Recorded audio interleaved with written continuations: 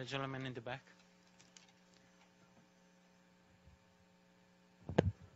Thank you very much. I'm Christopher Ronneberg with the Norwegian newspaper Aftenposten. A question for, or two questions for Ms. Bartlett here. As a journalist, I'm sure you can appreciate getting other impressions than empirical impressions from the ground. When you talk about the Syrian people and what the Syrian people want, how can you quantify that? Do you have any independent surveys where you can actually document that? And secondly, you talk about the corporate media, the Western media, the lies, and all of this.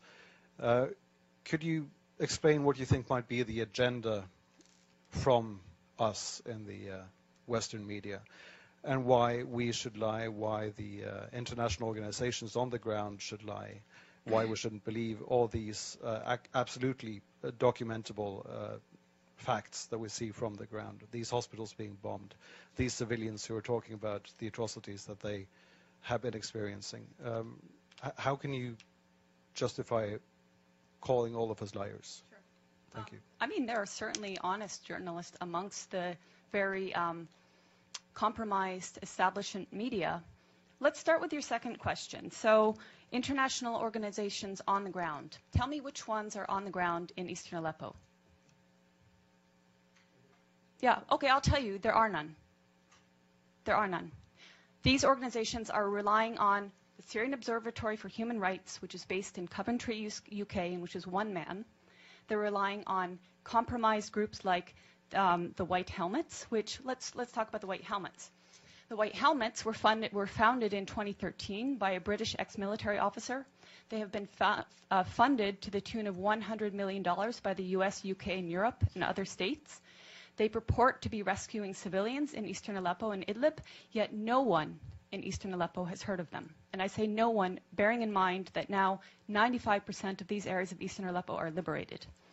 The White Helmets purport to be neutral, yet they can be found carrying guns and standing on the dead bodies of Syrian soldiers.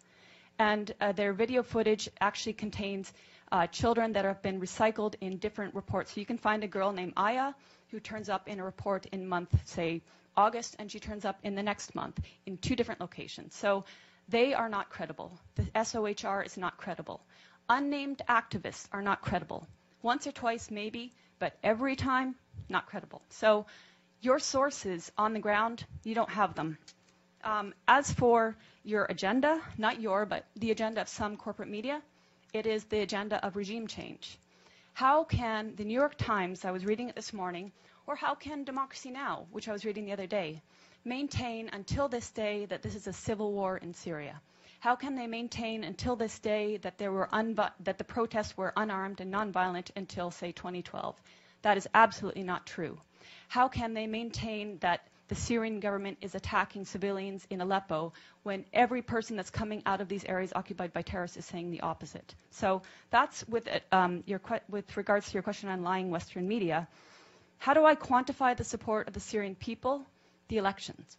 In 2014, the Syrian people held elections.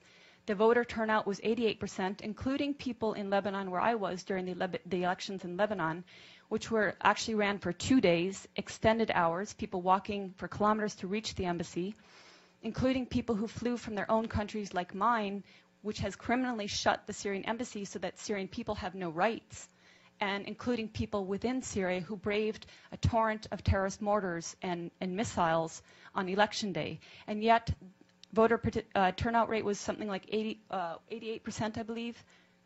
And then the election, the results were 78, I believe. I think Tim Anderson gives you the opposite. Okay, I might get the turnout wrong. So the results.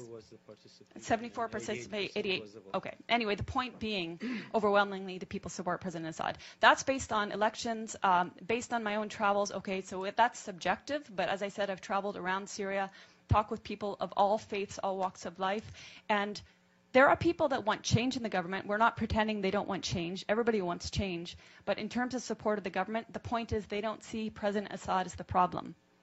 They see the problem as terrorism. They see elements of problems in the system that they have there.